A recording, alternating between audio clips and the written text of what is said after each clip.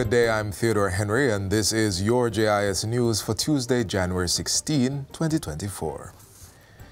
The inclusion of a conflict management curriculum in schools is being proposed as a means of reducing violence in the society, particularly among the youth. Prime Minister Andrew Holness made the disclosure while addressing students and teachers at the Manchester High School on Friday. Referencing data, Mr. Holness said a significant percentage of the shootings and murders were committed by young males under 24 years, adding that they were also predominantly the victims of violence. The social problems that we have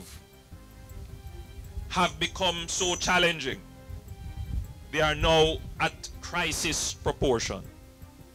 That the government has to be direct and instrumental in dealing with this problem of violence in a frontal way. We are going to have to incorporate the schools now to deliberately teach in the curriculum how to manage conflict. It is going to have to be a curriculum subject. Mr. Holness said there would be greater collaboration with the National Parenting Support Commission and educational institutions to reinforce best principles of conflict resolution. There has to be a solid link between the home and the school. What is being taught in the schools must also be reinforced in the home. So yes, the two-pronged approach. We will be dealing with the schools directly about treating with conflict and about dealing with violence and building peace. And through the National Parenting Support Commission, we will also be carrying this message to parents to see a transformation of our society. The handover of 4 units under the new social housing program last week have brought the overall distribution to 180. Prime Minister Andrew Holness delivered 1 each to recipients in St. James and Manchester. The remaining 2 units were handed over in St. Elizabeth. Mr. Holness says while the NSHP caters to persons in dire situations, it also takes into consideration accessibility for the disabled. We have to be, as a country and as a government, far more sensitive to persons with disabilities. That is not just for the ramps.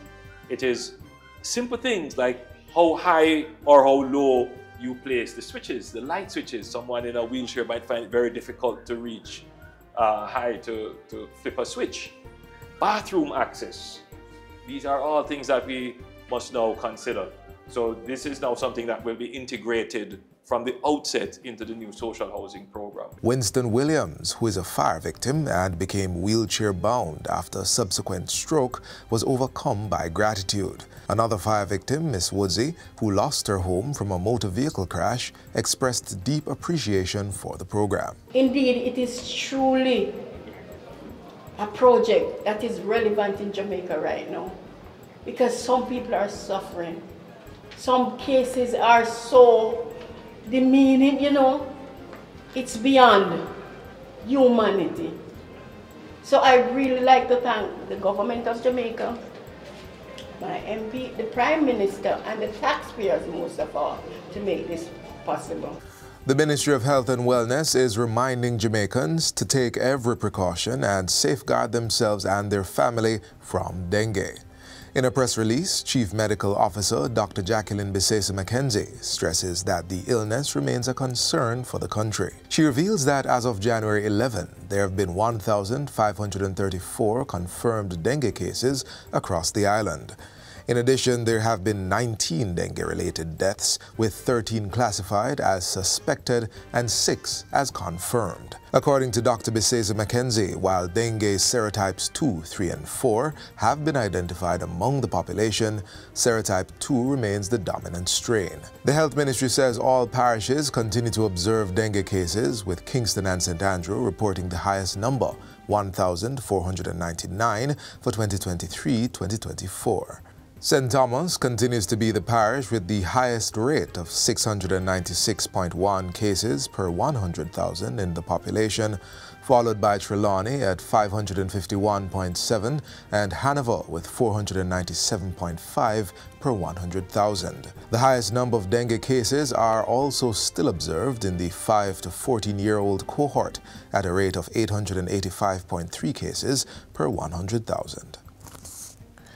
The government's vision of transforming Jamaica's urban spaces continues with the opening of the Eastern Kingston Promenade on Monday. The 138-panel mural runs along the walls of the Bellevue Hospital on Winwood Road. The $7 million initiative was funded by the Tourism Product Development Company, TPDCO, and carried out over 2 phases from November 2022 to January 2024. At the ribbon-cutting ceremony, Tourism Minister Edmund Bartlett said the endeavor would help to enrich the lives of Jamaicans, build better relationships, and help reduce aggression. What we can do is to stimulate the senses by providing around them things that motivate them.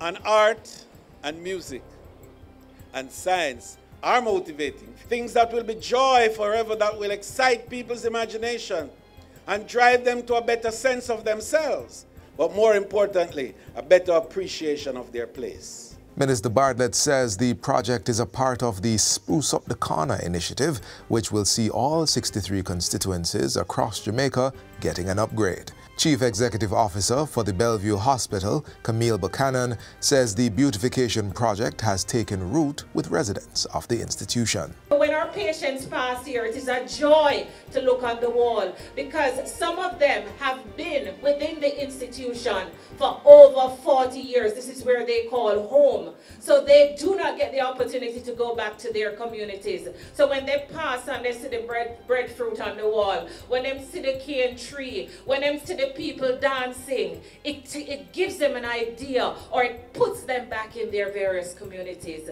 And finally, several schools across the island will begin conducting earthquake safety drills tomorrow as the country observes Earthquake Awareness Day in schools. It falls under a broader earthquake awareness campaign that was recently launched by the Office of Disaster Preparedness and Emergency Management, ODPEM. The campaign will run until January 31 under the theme Drop, Cover, Hold, Earthquake Readiness is Within Our Control. The Ministry of Education and Youth is advising school administrators to make the most of the day to improve the level of readiness in their institutions. In addition to schools, private and public sector entities will do their safety drills on January 18 and ODPEM on the 19th. The agency will mount earthquake awareness displays at parish libraries across the island and hold a symposium on the 24th to discuss ODPEM's preparedness for seismic events. A roadshow is planned for the 31st. Last year, the country had 2 shocks, one measuring 5.4 in magnitude. For more information on upcoming activities and safety precautions, persons can contact the Office of Disaster Preparedness and Emergency Management at 876-906-9674-5 or email odpem@cwjamaica.com. And that's it for JIS News Today. I'm Theodore Henry. Thanks for watching.